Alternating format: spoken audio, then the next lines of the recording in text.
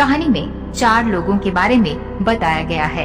बूढ़ा तोता और उनके साथी पेड़ और देव राजेंद्र। कहानी का सारांश है, दुख में किसी का साथ मत छोड़ना। एक शिकारी शिकार करने के लिए जंगल में पहुंचा। उसने अपने तीर पर बहुत ही खतरनाक जहर लगाया और शिकार को निशाना बना करके उसने तीर को छोड़ा, लेकिन उसका तीर चूक गया और तीर एक पेड़ पर जा लगा। वह पेड़ बहुत ही हरा भरा और बहुत सारे तोते उस पेड़ पर रहते थे।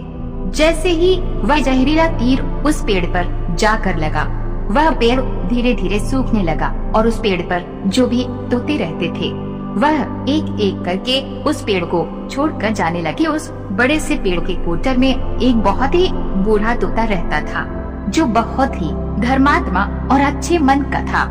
सभी तोते उस पेड़ को छोड़कर जाने लगे थे, लेकिन वह बूढ़ा तोता जाता था, दाना लेकर के आता और उसी कोटर में आकर के बैठ जाता था, परंतु उस पेड़ को छोड़ने को तैयार नहीं था।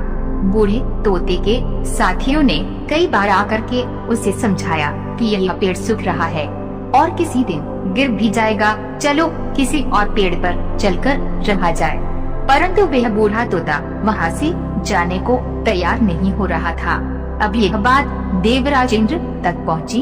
उन्हें बताया गया कि एक तोता है, वह जिस पेड़ पर रहता है उस पेड़ पर एक जहरीला तीर लगने के कारण सूखने, गिरने और खत्म होने की कगार पर पहुंचा है और एक बूढ़ा तोता अभी भी वहीं पर रह रहा है। वह दाना लेकर आता है और वहीं पर रहता है, जबकि उस जंगल में बहुत सारे पेड़ है, लेकिन वह उसी पेड़ पर रह रहा है।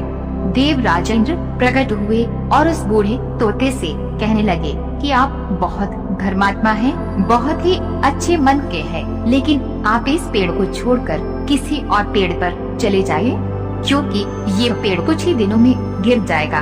तालाब के पास में बहुत से बड़े बड़े हरे भरे पेड़ हैं, बड़े बड़े कोटर हैं, उन पेड़ों पर फल भी लगे हुए हैं, उन्हें वहीं पर तोड़कर खा सकते हैं, परंतु यहाँ से आप चले जाए।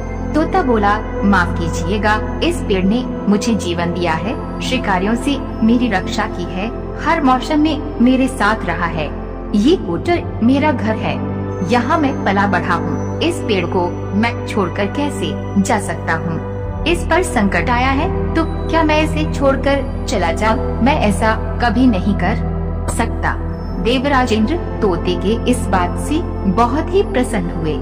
उन्होंने तोते से कहा, मैं आगे इस बात से बहुत ही खुश हूँ, मांगो जो आपको मांगना हो।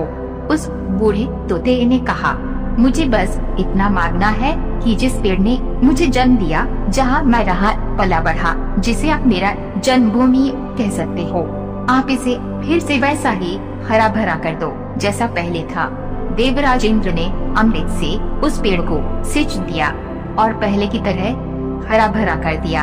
अब वापस से उस पेड़ पर आकर के बाकी तोते रहने लगे। वह बूढ़ा तोता कुछ समय तक और जिंदा रहा, फिर उसकी मृत्यु हो गई और वह स्वर्ग में चला गया।